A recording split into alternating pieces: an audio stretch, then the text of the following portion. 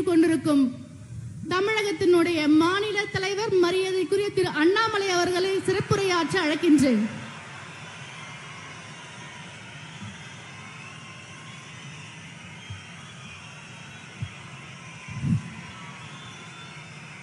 அன்பார்ந்த சகோதர சகோதரிகளே, இந்த அற்புதமான வேலூரில் நடைபெற்றுக் கொண்டிருக்கக்கூடிய இந்த பொதுக்கூட்டத்திற்கு வந்திருக்கக்கூடிய பாரதிய ஜனதா கட்சியினுடைய சிங்க குட்டிகளே, இரும்பு தூண்களாக இருக்கக்கூடிய நம்முடைய தொண்டர் படை மக்களே, கூட்டணி கட்சி புதிய நீதி கட்சியின் சார்பாக வந்திருக்கக்கூடிய தொண்டர் பெருமக்களே, உங்கள் அனைவரையும் கூட வருக வருக என்று வரவேற்கின்றோம். சுட்டரிக்கின்ற வெயில் எதையும் பொருட்படுத்தாமல் 42 டிகிரி வெயில்ல பொறுமையாக நம்முடைய அமித்ஷாஜி அவருடைய பேச்சை கேட்பதற்காக நீங்கள் அமர்ந்திருக்கின்றீர்கள். அமித்ஷாஜி அவர்களும் கூட இன்று காலை தென் சென்னை பாராளுமன்றத்துக்கு உட்பட்ட கூட்டத்தை நடத்தி முடித்துவிட்டு அங்கே இருந்து இங்கே வெள்ளூரிலே உங்களிடம் பேசிவிட்டு இங்கே இருந்து விசாகப்பட்டினம் செல்ல இருக்கின்றார்கள். அங்கேயும் ஒரு பொதுக்கூட்டம் இருக்கிறது.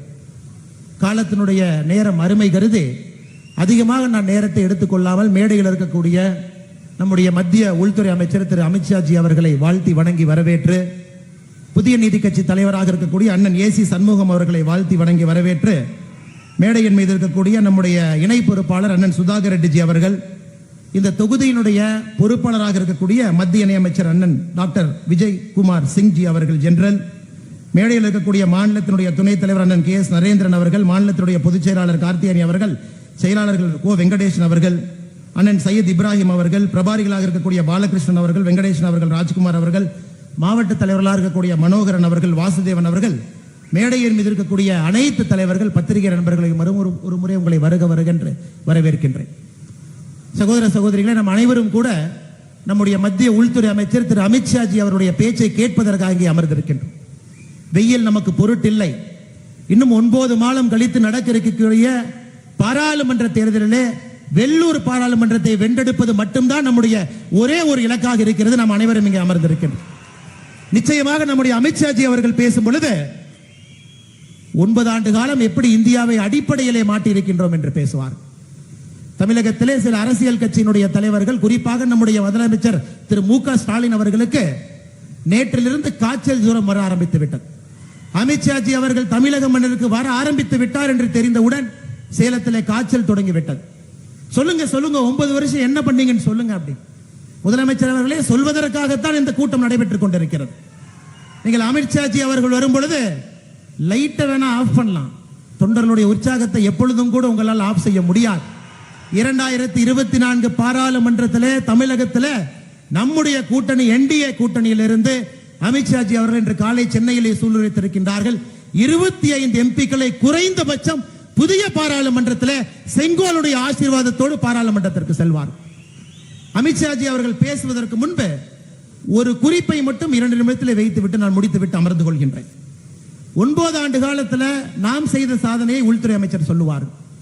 10 ஆண்டு காலம் மத்தியிலே UPA 1 UPA 2, 10 ஆண்டு காலம் திமுக கூட்டணியில் இருந்தீங்க. நீங்கள் செய்த சாதனையையும் கூட நானே இந்த மேடையிலே சொல்லுகின்றேன். முதலமைச்சருடைய காது கேட்கும் அளவிற்கு நான் கத்தி சொல்லுகின்றேன். நீங்கள் செய்த முதல் சாதனை என்னன்னா, டெல்டா பகுதியில் தஞ்சாவூருக்கு மீத்தேன் ஹைட்ரோ கார்பன் திட்டத்தை திட்டம் போட்டு விவசாயிகளை அழிப்பதற்காக நீங்கள் கையெழுத்து போட்டு கொண்டு வந்த மெட்ரோ திட்டம் நீங்கள் போட்ட முதல் சாதனை. TR பாலு மற்றும் கனிமொழி அவர்கள் வளத்தை கொளிப்பதற்காக சேது சமுத்திர திட்டத்தை கொண்டு வந்தீர்கள். 2G ஊழல் செய்து உலக மக்கள் அனைவருக்குமே ஊழலை எப்படி விஞ்ஞான முறையிலே செய்வது என்கின்ற ஒரு புதிய ஊழல் திட்டத்தை அறிமுகப்படுத்தினீர்கள். 2009 இலங்கையிலே உள்நாட்டு போர் நடக்கும் பொழுது 1,54,000 பேர் கொன்று குவிக்கப்பட்ட பொழுது ஏர் கூலர் முன்னாடி உட்கார்ந்து உங்க குடும்பத்திற்கு எப்படி கேபினெட் மந்திரிகளை வாங்க வேண்டும் என்று டெல்லிக்கு ஓடிக்கொண்டிருக்கின்றீர்கள். அந்த ஊழலையும் திட்டத்தையும் செஞ்சீங்க. தொடர் மின்வெட்டு திட்டத்தை தமிழகத்திற்கு அளித்தீர்கள். பிக்சிங் செய்து மருத்துவக் கல்லூரியினுடைய சீட்டை ஏழை மக்களுக்கு வராமல் பணக்காரர்களுக்கு மட்டும் செல்வதற்காக ஒரு திட்டத்தை கொண்டு வந்தீர்கள். இன்னைக்கு இருப்பது G2, உங்களுடைய ஆட்சியில் இருந்தது கிரீன் ஹவுஸ் ப்ரமோட்டர். அந்த திட்டத்தையும் கொண்டு வந்து விவசாய மக்களுடைய நிலத்தை பிடுங்கி பட்டா போட்டு விட்டீர்கள்.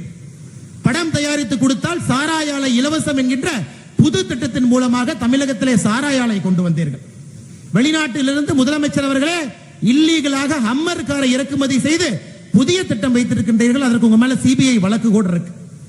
Red Giant movie, Sun picture, Cloud 9, மோகனா மூவி தமிழக மக்களுடைய கலை தாகத்தை தீர்ப்பதற்காக புதிய ஒரு கலை திட்டத்தை கொண்டு வந்தீர்கள்.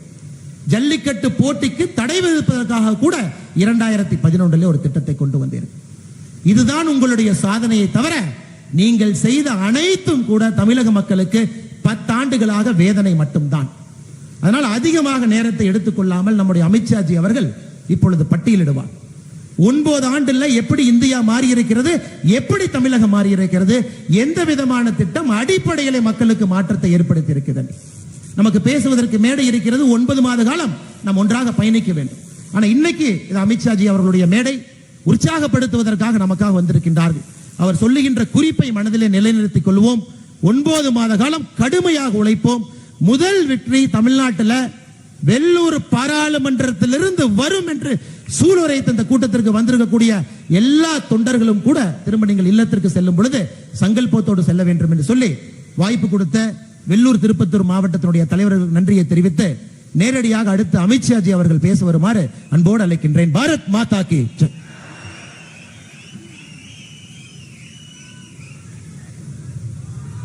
முடிசூடா மன்னன், மக்களின் தலைவன் பாரத பிரதமர் நரேந்திர மோடி அவர்கள் தமிழகத்தின் சிறப்பை செங்கோல் எடுத்து புதிய பாராளுமன்றத்தில் கொடுத்தார்.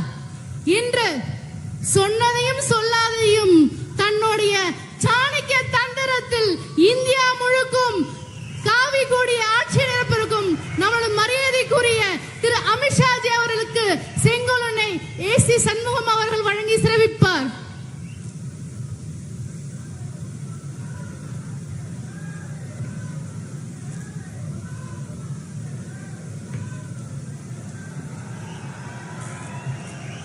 அடுத்தபடியாக மாண்புமிகு யூனியன் மினிஸ்டர் மரியாதைக்குரிய அமித்ஷாஜி அவர்கள் இதனை மொழிபெயர்ப்பார் திரு ஸ்ரீகாந்த்.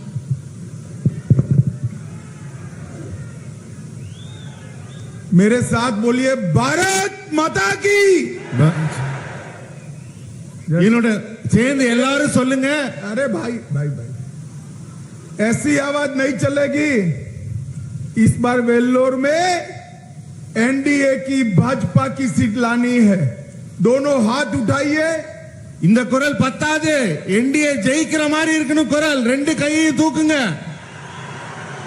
विजय के संकल्प की मुट्ठी बीजिए வெற்றிக்கான குரலை எழுப்புங்க.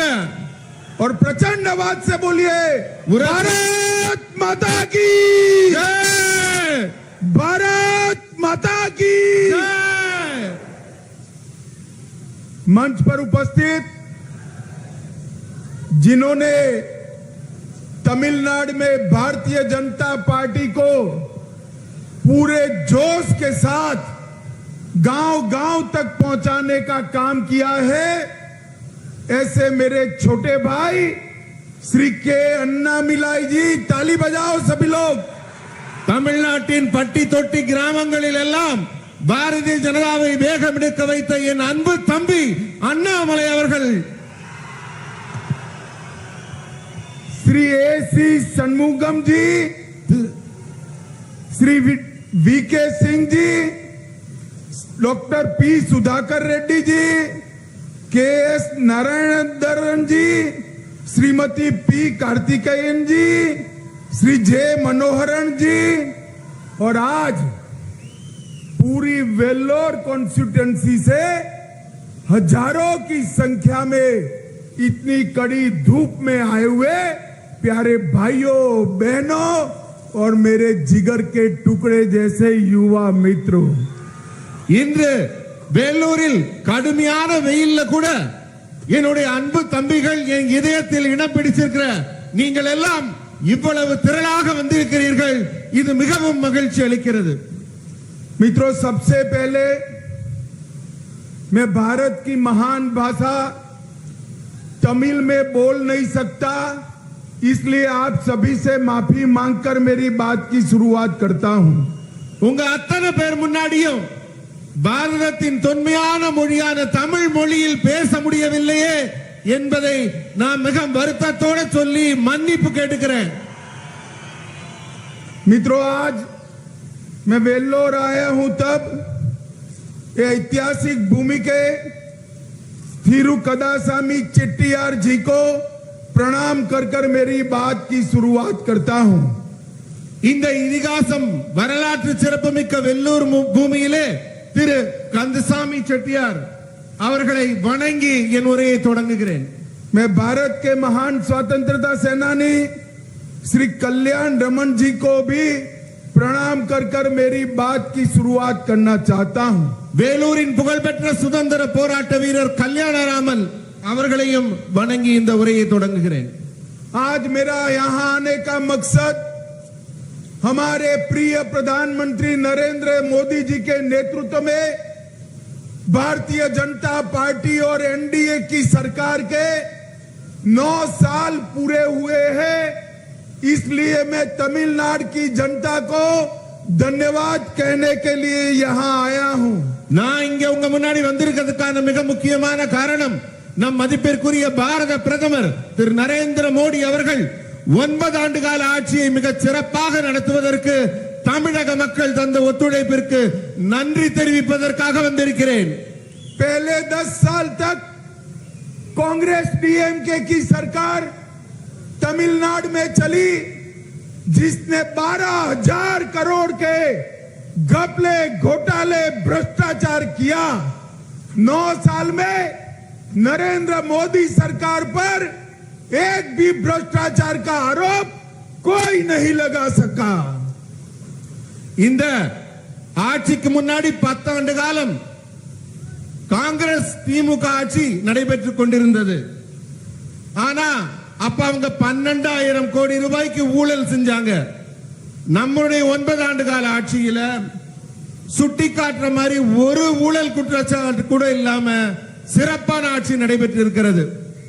मित्रों, नरेंद्र मोदी सरकार ने दुनिया में भारत का सम्मान बढ़ाने का काम किया है। நண்பர்களே, நமது மோடி அவர்களின் அரசு உலகத்திலே பாரதத்தின் பெருமையை மிகவும் உன்னதமாக உயர்த்தி இருக்கிறது. और नरेंद्र मोदी सरकार ने भारत को सुरक्षित बनाने का भी काम किया है। பாரதத்தை வளர்ச்சி பாதையிலும் கொண்டு சென்று கொண்டிருக்கிறது நம் அரசு. और साथ साथ अभी अभी नई पार्लियामेंट भवन का लोकार्पण नरेंद्र मोदी जी ने किया। इसमें तमिलनाडु के चोल साम्राज्य का परंपरा से सेंगोल को फिर से एक बार पार्लियामेंट में स्थापित करने का काम नरेंद्र मोदी सरकार ने किया है। இப்போது டெல்லியிலே கட்டப்பட்டிருக்கும் புதிய பாராளுமன்ற கட்டிடத்திலே தமிழர்களின் தொன்மையான சோழ சாம்ராஜ்யத்தின் சின்னமான செங்கோலை மைய மண்டபத்திலே வைத்து சாதனை படைத்திருக்கிறது நம் அரசு. मित्रों, तीसरी बार भी 2024 में देश में फिर से नरेंद्र मोदी सरकार बनने वाली है। நண்பர்களே, மீண்டும் 2024 மூன்றாவது முறையாக நமது நரேந்திர மோடி அவர்களின் அரசு மீண்டும் உருவாக இருக்கிறது. परंतु मैं आपको विनंती करने आया हूं कि 2024 में नरेंद्र मोदी जी को तमिलनाडु का आशीर्वाद मिले और 25 से ज्यादा सीटें तमिलनाडु में एनडीए जीतकर मोदी जी प्रधानमंत्री बने। நண்பர்களே, 2024 என்ன சிறப்பு இருக்கணும்னா தமிழ்நாடு மக்களின் ஆசீர்வாதத்தோட 25 பாராளுமன்ற தொகுதிகளை நீங்கள் வென்று கொடுக்க வேண்டும். मित्रों, आज सुबह मैं संगठन की बैठक कर कर आया हूं। हमारे प्रदेश अध्यक्ष अन्ना मलाई ने जिस प्रकार से संगठन बनाया है, मुझे पूरा विश्वास है कि तमिलनाडु में इस वक्त इस साल 2024 में 25 से ज्यादा सीटें एनडीए जीतकर मोदी जी के साथ तमिलनाडु से कई मंत्री नए मंत्रिमंडल में शपथ लेंगे, इसका मुझे विश्वास है। இன்றைக்கு காலையில கட்சியின் அமைப்பு கூட்டம் நடைபெற்றது. அப்போது நமது மாநில தலைவர் அண்ணாமலை அவர்கள் எப்படி அதை நடத்தி கொண்டிருக்கிறார் என்று பார்த்தபோது எனக்கு ஒரு நம்பிக்கை பிறந்தது. அதாவது 25 சீட் இல்ல, அதுக்கும் மேல பாராளுமன்றத்தை வென்று தமிழகத்தின் அமைச்சர்கள் மத்திய அமைச்சரவையில் இடம் பிடிக்க போகிறார்கள். मित्रों, नरेंद्र मोदी जी और भारतीय जनता पार्टी ने महान तमिल भाषा, तमिलनाडु के महान इतिहास और हमारी तमिलनाडु की संस्कृति के लिए ढेर सारे काम किए हैं.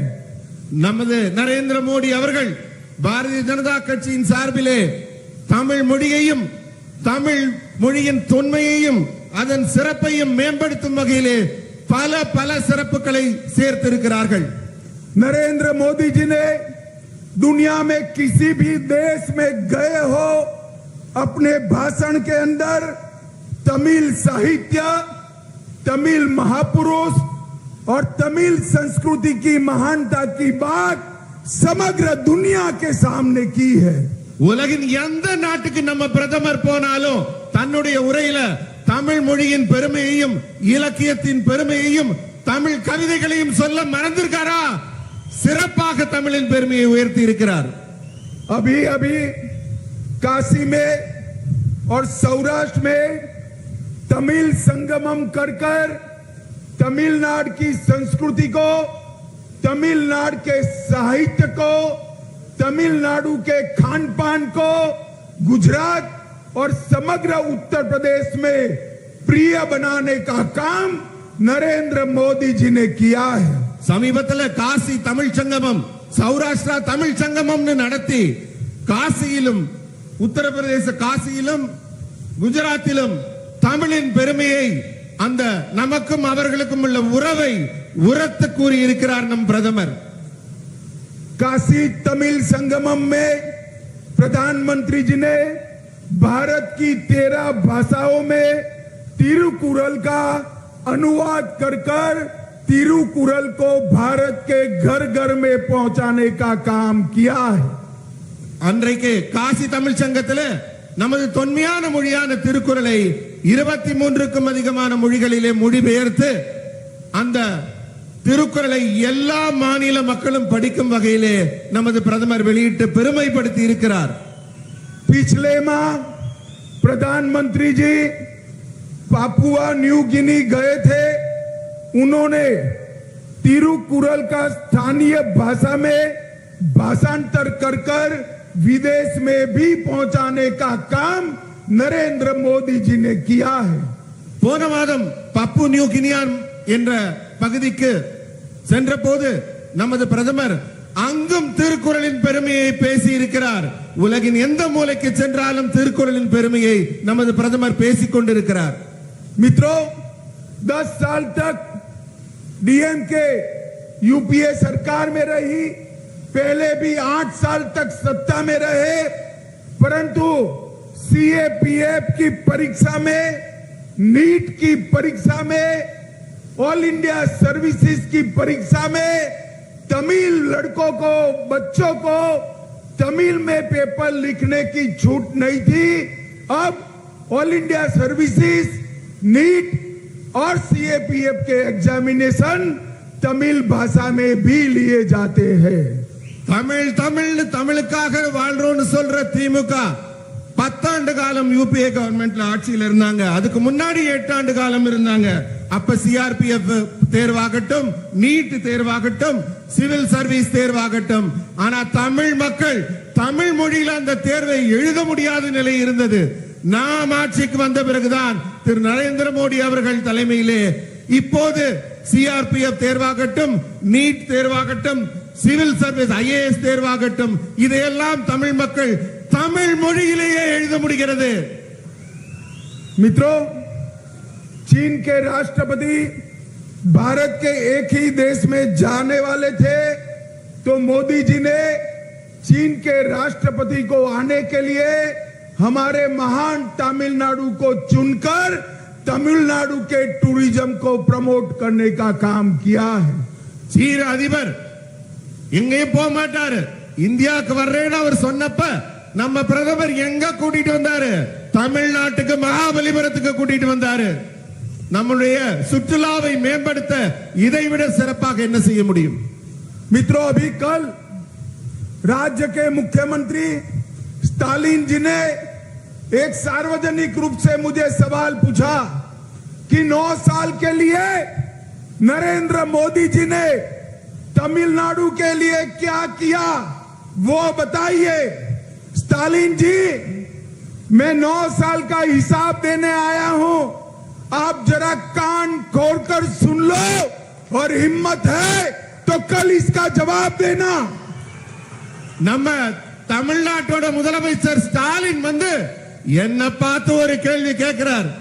நரேந்திர மோடி அவர்கள் ஆட்சியில 9 ஆண்டுகள்ல தமிழகத்துக்கு நீங்க என்ன செஞ்சீங்கன்னு பட்டியல் போட முடியுமான்னு கேட்கிறாரு. ஸ்டாலின் அவர்களே, உங்க காது நல்லா திறந்து வச்சு கேளுங்க. நான் சொல்ல போற பட்டியலை கேளுங்க.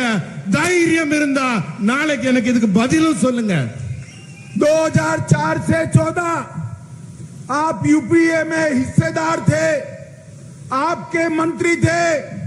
तब डिवोल्यूशन फंड 10 साल में तमिलनाडु को 95,000 मिला था, 95,000 करोड़ मिला था। அதாவது 2004ல இருந்து 2014 யூபிஏல உங்க பங்கு இருந்தது. நீங்க ஆட்சியில இருந்தீங்க. அப்ப உங்க அமைச்சர்கள் இருந்தாங்க. 10 ஆண்டு காலத்துல தமிழகத்துக்கு கிடைத்த பங்களிப்பான தொகை 95,000 கோடி.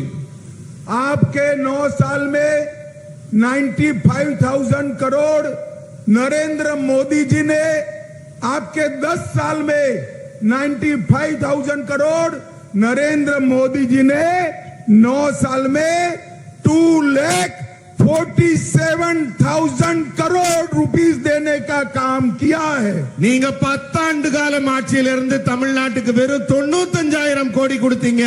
ஆனா 9 ஆண்டுகள்ல நரேந்திர மோடி அவர்கள் 2,47,000 கோடி தமிழ்நாட்டுக்கு கொடுத்திருக்கார். ग्रांट इन एड आपके 10 साल में यूपीए सरकार में, कांग्रेस डीएमके सरकार में 58,000 दी गई थी। யூபிஏ கவர்மெண்ட்ல காங்கிரஸ் டிஎம்கே ஆட்சியில் இருந்தப்ப 58,000 கோடி ரூபாய் கொடுக்கப்பட்டது தமிழகத்துக்கு.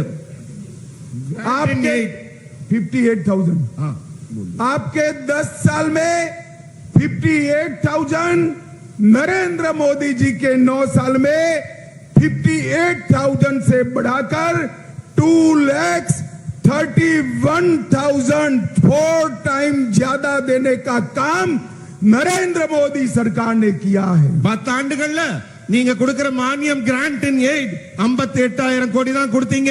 9 ஆண்டுகள்ல மோடி அவர்கள் 2,31,000 கோடி ரூபாய் கிராண்ட் இன் எய்ட் மானியமாக கொடுத்திருக்கிறார்.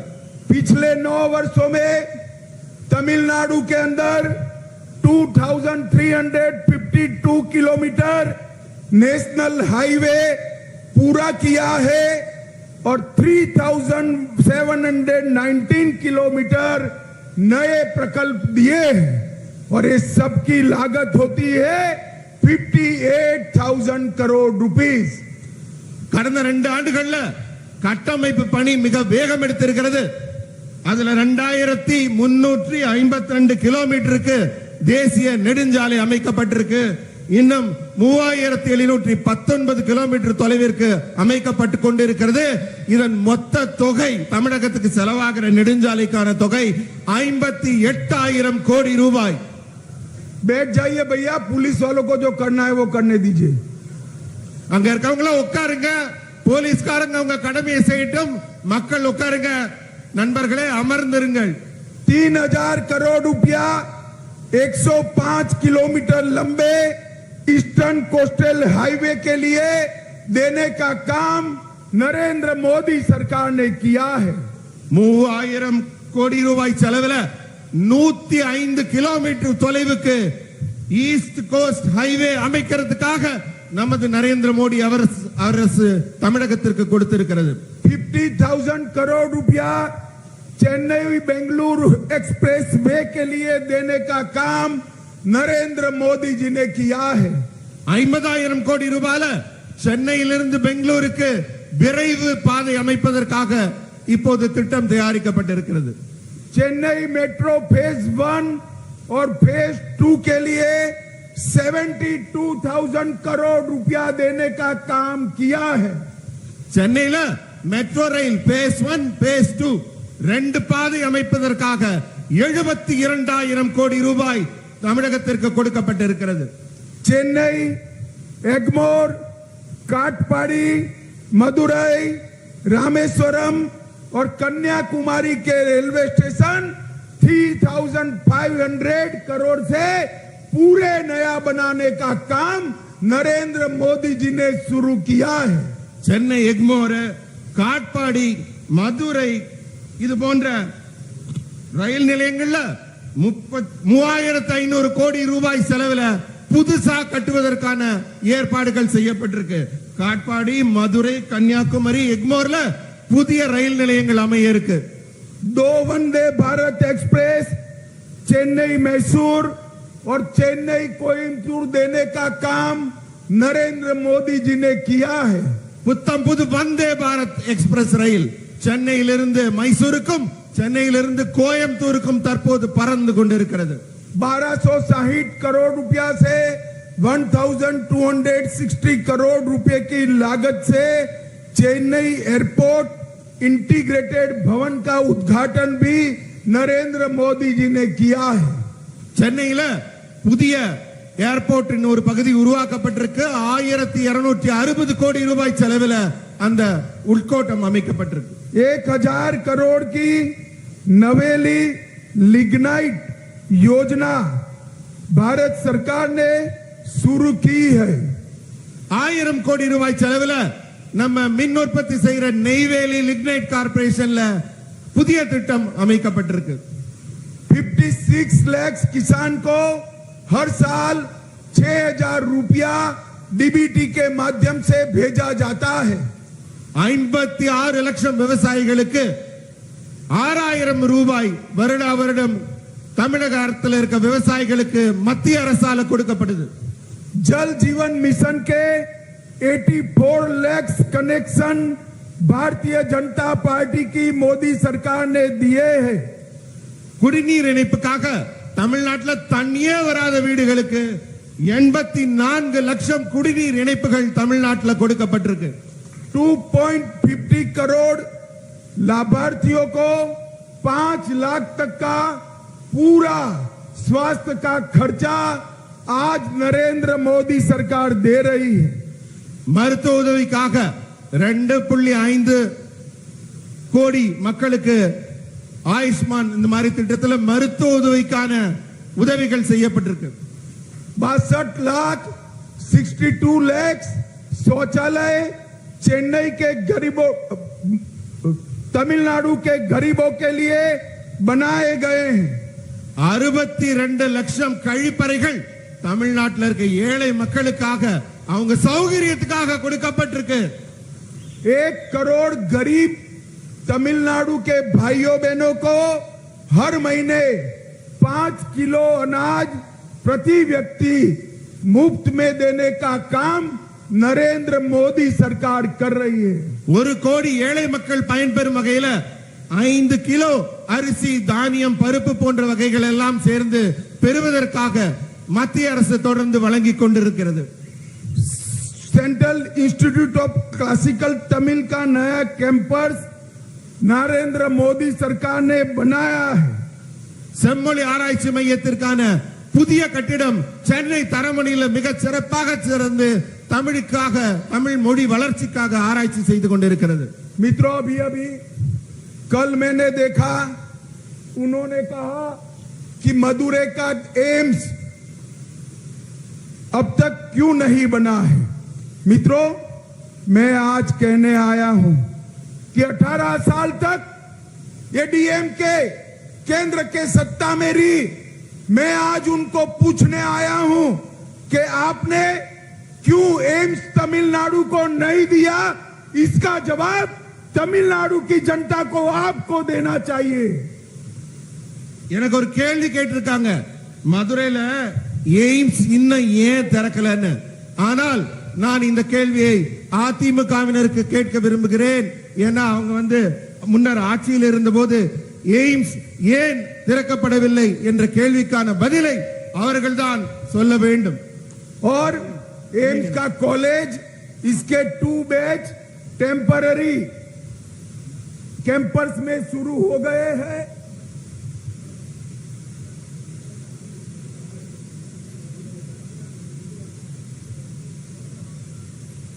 ஆண்டுகளாக ஆட்சியில் இருந்த திமுக எங்களை ஏன் ஒரு எய்ம்ஸ் கொண்டாடலன்னு கேக்குறீங்களே, ஆனால் நீங்க ஏன் எய்ம்ஸ் 18 ஆண்டு காலமாக இருந்தும் ஒரு எய்ம்ஸ் கூட தமிழ்நாட்டுக்கு கொண்டாடவில்லை? एम्स की मेडिकल कॉलेज के 2 कैंपस टेम्पररी कैंपस में चालू हो गए हैं और एम्स का निर्माण भी फेज मार्क में चालू कर दिया जाएगा. मगर आप वो जवाब दीजिए, मोदी जी ने तो एम्स दिया, 18 साल तक आप केंद्र से एम्स भी नहीं ला रहे, केवल और केवल भ्रष्टाचार करने का काम ये डीएमके के लोगों ने किया है. எய்ம்ஸ் ஏன் திறக்கலன்னு எங்களை பார்த்து கேள்வி கேட்கிறீங்களே, ஆனா இப்ப எய்ம்ஸ்ல phase 1 phase 2 தொடங்கி விட்டது. மக்கள்லாம் அங்க மாணவர்கள் படிக்க தொடங்கி விட்டார்கள்.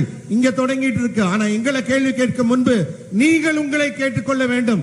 18 ஆண்டு கால ஆட்சியில் இருந்து கூட, மத்திய அரசில் இருந்து கூட ஒரு எய்ம்ஸை கூட திறக்க வேண்டும் அப்படிங்கிற எண்ணம் உங்களுக்கு ஏன் வராம இருந்தது? मित्रों, ईएसआईसी की मेडिकल कॉलेज कोयम्बटूर में स्थापित किया जा रहा है, जिसके लिए भारत सरकार ने 1500 करोड़ दिया है. இஎஸ்ஐ மருத்துவமனையின் மருத்துவ கல்லூரி கோவையில் திறக்கப்பட இருக்கிறது. 1500 கோடி ரூபாய் செலவிலே அங்கு மருத்துவ கல்லூரியும் மருத்துவ ஆராய்ச்சியும் நடைபெறும். भारत सरकार ने 11 जिलों में 11 मेडिकल कॉलेज देकर 1450 से ज्यादा स्टूडेंट की पढ़ाई लिखाई चालू कर दी है. 11 மாவட்டங்கள்ல 11 புதிய மருத்துவ கல்லூரிகள் தொடங்கி அங்கெல்லாம் இப்போது மாணவர்கள் படிக்க தொடங்கி விட்டார்கள். மருத்துவ கல்வி உதவியும் மருத்துவ உதவியும் மக்களுக்கு வழங்கப்பட்டுக் கொண்டிருக்கிறது. पूरे देश में 2 डिफेंस कॉरिडोर बनने थे, उसमें से एक डिफेंस कॉरिडोर अपने तमिलनाडु को देकर ढेर सारा इन्वेस्टमेंट लाने का काम नरेंद्र मोदी जी ने किया है. மொத்த இந்தியால பாதுகாப்பு சாளரம் டிஃபென்ஸ் காரிடோர் 2 இடத்துல தொடக்க இருந்தாங்க. அதுல ஒரு வாய்ப்பை நமது மோடி அரசு தமிழகத்திற்கு வழங்கி இப்போது இங்கு தொழிலும் வாய்ப்பும் அதிகரிக்கிறதுக்கான ஒரு மிகப்பெரிய ஒரு உற்சாகத்தை கொடுத்திருக்கிறாங்க. தமிழ்நாட்டுக்கு டிஃபென்ஸ் காரிடோர் கிடைச்சிருக்கு. मित्रों, ये कांग्रेस और डीएमके दोनों 2G, 3G, 4G पार्टी है. காங்கிரஸும் டிஎம்கேவும் ஊழல் மட்டும்தான் செய்யற கட்சி. 2G, 3G, 4G இது போன்ற ஊழல் மட்டும் செய்யற கட்சி. मैं 2G के भ्रष्टाचार की बात नहीं कर रहा. 2G मतलब 2 जनरेशन, 3G मतलब 3 जनरेशन और 4G मतलब 4 जनरेशन. நான் 2G, 3G, 4G ஊழல் மட்டும் சொல்லல. அவங்க 2 தலைமுறையாகவும் 3 தலைமுறையாகவும் 4 தலைமுறையாகவும் ஆட்சியில் அவங்க குடும்ப ஆட்சி நடத்திக்கிட்டு இருக்காங்கறத குறிப்பிட்டு சொன்னேன். देखिए, मारन परिवार 2G है, इसके 2 जनरेशन पॉलिटिक्स में आकर करप्शन कर रहे हैं. மாறன் குடும்பத்துல பாத்தீங்கன்னா 2 தலைமுறையா அவங்க ஊழல் செஞ்சிட்டு இருக்காங்க. करुणानिधि परिवार 3G है, इनके 3 जनरेशन पॉलिटिक्स में आकर करप्शन करने का काम कर रहे हैं. கருணாநிதியின் குடும்பத்தை பாத்தீங்கன்னா அவங்க 3G குடும்பம். ஏன்னா அவங்க 3 தலைமுறையாக ஊழல் செய்து கொண்டிருக்கிறார்கள். और गांधी परिवार 4G है, ये राहुल बाबा 4थी जनरेशन है. 4 जनरेशन से पॉलिटिक्स में सत्ता एंजॉय कर रहे हैं. 4G குடும்பம் யாருன்னா காங்கிரஸ் குடும்பம். நம்ம ராகுல் இருக்காரு, அவர்தான் 4வது தலைமுறை. 4 தலைமுறையா அவங்க நாட்டில் விதவிதமான ஊழல்களை மட்டும் செய்து கொண்டிருக்கிறார்கள். अब ये समय आ गया है 2G, 3G, 4G को निकालकर तमिलनाडु के धरती के बेटे को तमिलनाडु का शासन देने का टाइम आ गया है। தமிழ்நாட்டுல இந்த 2G, 3G, 4G ஊழல் செய்யறவங்க எல்லாம் தூக்கி எறிந்து விட்டு தமிழ்நாட்டிலே ஊழலற்ற ஒரு தமிழரின் ஆட்சி அமைக்க வேண்டிய நேரம் இப்போது வந்துவிட்டது.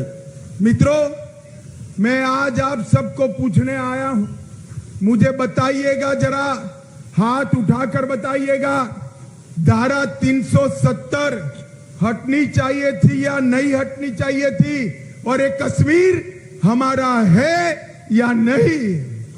நான் உங்கள்ட்ட எல்லாம் ஒரு கேள்வி கேட்கிறேன், உங்க கைகளை உயர்த்தி உரத்த குரல்ல சொல்லுங்க, ஆர்டிகல் 370 நீக்கப்பட வேண்டியதுதானா இல்லையா?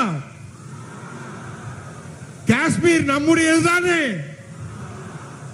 ये दोनों पार्टियां कांग्रेस और डीएमके धारा 370 हटाने के विरोध में थे। मोदी जी ने 5 अगस्त 2019 को कलम के एक झटके से आर्टिकल 370 को समाप्त कर कश्मीर को हमेशा के लिए भारत के साथ जोड़ने का काम किया है। காலம் காலமாக காஷ்மீர்ல கை வைக்க அச்சப்பட்டு கொண்டிருந்தது மற்ற அரசுகள் எல்லாம். ஆனால் ஆட்சி பொறுப்பேற்றவுடன் ஆகஸ்ட் 5ஆம் தேதி 2019 ஒற்றை கையெழுத்து தன் பேராவில் போட்டு காஷ்மீரை பாரதத்துடன் துணிச்சலாக இணைத்தவர் நம் பாரத பிரதமர் மோடி அவர்கள். मित्रों, 2024 में फिर से एक बार 300 सीटों के साथ नरेंद्र मोदी सरकार बनने वाली है। நண்பர்களே, 2024 மீண்டும் ஒரு முறை 300க்கும் அதிகமான சீட்டுகளை பெற்று மோடி அரசு ஆட்சி அமைக்க இருக்கிறது மூன்றாவது முறையாக. मैं आपको विनती करने आया हूं, आप तमिलनाडु से मोदी जी को 25 साथी एनडीए के चुनकर देश की पार्लियामेंट में सिंगोल के लिए मोदी जी का धन्यवाद करने के लिए भेज दीजिए। 2024 தேர்தல்ல வெற்றி பெற்று மோடி அரசு ஆட்சி அமைக்கும் போது தமிழ்நாட்டிலிருந்து 25 பாராளுமன்ற உறுப்பினர்களை அந்த செங்கோலின் கீழே அமர்ந்து பாராளுமன்ற உறுப்பினராக பணியாற்ற அனுப்புவீங்களா? मुझे बताइए, वेल्लोर सीट एनडीए को जिताएंगे? வெள்ளூர்ல என்டிஏ ஜெயிக்குமா? मोदी जी को प्रधानमंत्री बनाएंगे? மோடியை பிரதமர் ஆக்குவோமா? बनाएंगे? तो मेरे साथ दोनों हाथ उठाइए, ரெண்டு கரத்தையும் உயர்த்தி சொல்லுங்க, विजय के संकल्प की मुट्ठी बींचिए வெற்றிக்கான முட்டியை உயர்த்துங்கள் और प्रचंड आवाज से बोलिए, உரத்த குரல்ல भारत माता की ஜெய், भारत माता की ஜெய். आप मत बोलिए भैया, भारत माता की वंदे वंदे वंदे।